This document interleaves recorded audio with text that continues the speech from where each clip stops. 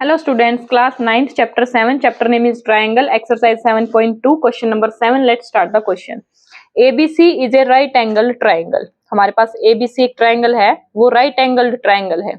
In which angle A is 90 degree. ये जो हमारा एंगल A है ये हमारा कितना है 90 डिग्री है. ठीक है. And AB is equals to AC. A B side A C के इक्वल है जो हमने मार्क कर रखी है. ठीक है. Find angle B and angle C. हमने angle B and angle C की वैल्यू फाइंड आउट करनी है. ठीक है.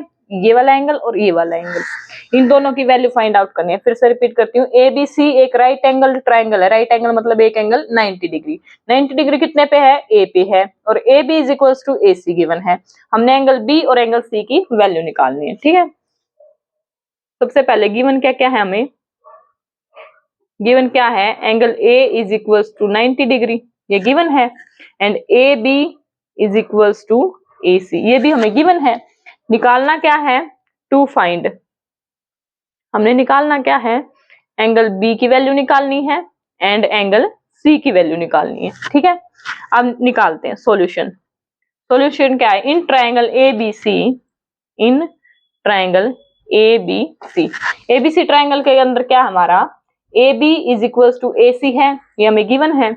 AB is equals to AC. अब यहाँ पे हम प्रॉपर्टी यूज करेंगे कि एक ट्राइंगल है, अगर उसकी ये दो साइड्स आपस में इक्वल हैं, मान लो ये साइड इस साइड के इक्वल है, तो जो इस साइड के सामने वाला एंगल होगा, इसके अपोजिट जो एंगल होगा, इसके सामने एंगल कौन सा है? ये वाला.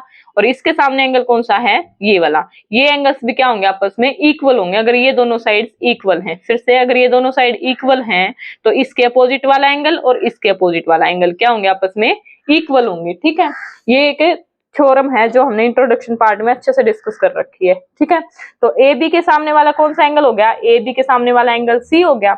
Angle C is equal to A C के सामने वाला एंगल बी हो गया. इसके सामने वाला एंगल एंगल बी. यहां से क्या हो गया? Angle C is equal to angle B हो गया.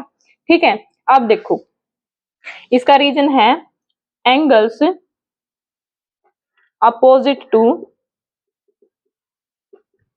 Equal sides are equal. जिसको ये अच्छे से डिटेल में पढ़ना है वो इंट्रोडक्शन का पार्ट 2 जाके देख सकता है. ठीक है. ये दोनों हो गए. अब देखो ये एंगल ए, ये एंगल बी, ये एंगल सी, ये तीनों एंगल्स ट्राइंगल के एंगल हो गए. अगर हम तीनों एंगल्स का सम कर दें तो एंगल सम प्रॉपर्टी से सोल्व हो जाएगा.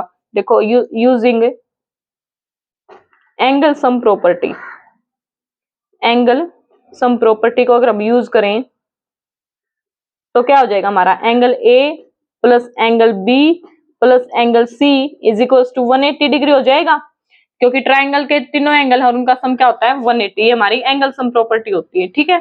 तो यहाँ से देखो एंगल ए की वैल्यू हमें 90 डिग्री गिवन है, यहाँ पे ये गिवन है, तो ए की जगह हम क्या पुट कर सकते हैं?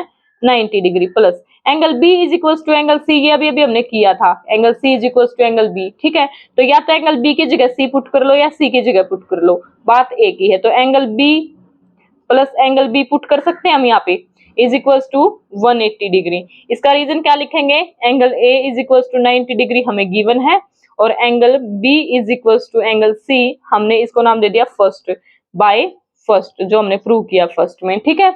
अब देखो 90 degree plus twice of angle B is equal to 180 degree. यहाँ से 90 प्लस में है, उधर जाके माइनस में हो जाएगा, तो ये क्या हो जाएगा? Twice of angle B is equal to 180 minus 90, 90 degree. Twice of angle B. यहाँ पे ये 2 मल्टीप्लाई में है, उधर जाके डिवाइड में हो जाएगा, तो यहाँ से क्या हो जाएगा? Angle B is equal to 90 by 2 that is 45 degree. Angle B की वैल्यू आ गई हमारी 45 डिग्री और हमने यहाँ पे प्रूव किया था angle B is equal to angle C. तो एंगल सी की भी वैल्यू क्या होगी हमारी? 45 डिग्री. इसका reason angle B is equal to angle C हम प्रूव कर चुके हैं बाय फर्स्ट. तो हमने क्या निकालना था? एंगल बी और एंगल सी की वैल्यू निकालनी थी. एंगल बी की वैल्यू भी हमारी क्या आ गई? 45 डिग्री और एंगल सी की भी वैल्यू क्या आ गई हमारी? 45. तो यहाँ पे क्या लिख सकते हैं? Angle B is equal to 45 degree and angle C is equal to 45 degree and angle B is equal to angle C. Hence the solution.